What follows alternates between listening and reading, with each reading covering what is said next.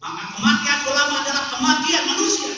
Laulal ulama la syarat nasu bisabain. Kalau tidak ada ulama, Indonesia akan menjadi binatang. Anda harus paham. Siapapun yang mendengar khutbah ini harus paham tugas ulama memang berat tapi mulia. Agama itu mengajarkan prinsip hidup. Agama mengajarkan maqasid syariat, tujuan agama itu apa? Pertama, menjaga akal. Yang kedua, menjaga agama, menjaga turunan, menjaga harta, menjaga akal. Ini adalah yang disampaikan oleh para ulama, para kiai dari partai dan ormas manapun. Maka sebenarnya negeri ini punya hutang budi kepada ustaz dan kiai. Kalau saja negara harus membayar, berapa biaya yang mesti keluarkan? Berapa miliar? Kita satu proyek saja untuk pertemuan, untuk satu proyek, untuk satu agenda, berapa biaya yang dikeluarkan? Coba Ustaz, pagi-pagi mengajar, siang mengajar, sore mengajar, malam mengajar, hanya untuk kebaikan orang-orang di dunia ini. Sebab Islam bukan agama akhirat saja, Islam adalah agama dunia dan akhirat. Jangan kriminalisasikan kiai, jangan kriminalisasikan ulama.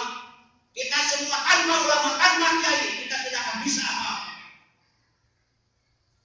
Hadirin sidang Jumat yang dimuliakan Allah. Maka kewajiban kita adalah menjaga ulama, menjaga agama. Kalau menjaga ulama, kalau menjaga agama, maka negara akan terbela. Tapi lamun udah bela negara, agama mencantang buka bela. Maka bedakan saudara-saudara sekalian, kita sayangnya begini hari ini.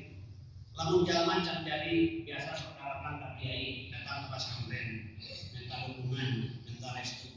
Tapi lalu untuk jalani paribasa membawa agama kena politik. Memang sejak kapan negara ini dipisahkan dari politik? Itulah sebabnya banyak orang yang benci kepada ulama, banyak orang yang benci kepada kiai, karena kiai lahir sebagai warasatul anbiya yang tugasnya perubahannya adalah berubah minal dzulumat ila nur, saudara.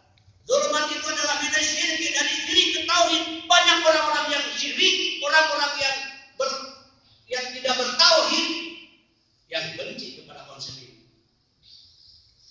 Tauhid itu hanya kepada Allah, beribadah kepada Allah, itu yang disebut dengan tauhid uluhiyah. Yang menciptakan alam ini hanya Allah, itu tauhid rububiyah. Yang telah itu hanya Allah. Allah Maha Kuasa, tidak ada penguasa yang mampu mengalahkan kekuasaan Allah. Allah Maha Besar, tidak ada pembesar yang mampu mengalahkan kebesaran Allah. Itu tauhid. Dirubah dari syirik ke tauhid, itu adalah pekerjaan ulama. Kemudian berubah dari jahil jadi bodoh kepada ilmu.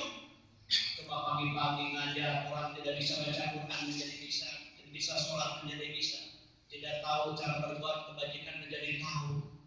Yang biasa melakukan kejahatan jadi berhenti melakukan kejahatan, yang biasa mabuk menjadi tidak mabuk. Itu kerjaan para kiai, para ulama. Kemudian berubah dari hakun kebencian kepada al-hubbu. Itu pekerjaan ustaz, pekerjaan kiai. Kemudian berubah dari zulm kezaliman yang dilakukan oleh siapapun, dirubah oleh kiai. Tanpa partai, tanpa ormas dulu. Sehingga pada tahun 1888 kolonial Belanda mengakui eksis hukum Islam di Indonesia. Padahal waktu itu kita belum punya ormas, kita belum punya partai, negara pun kita belum punya, tapi Islam sudah diakui. Ada siapa? Ada kiai, ada ustaz dengan pesantren. Perubahan ini berubah dari rumah Tuhan.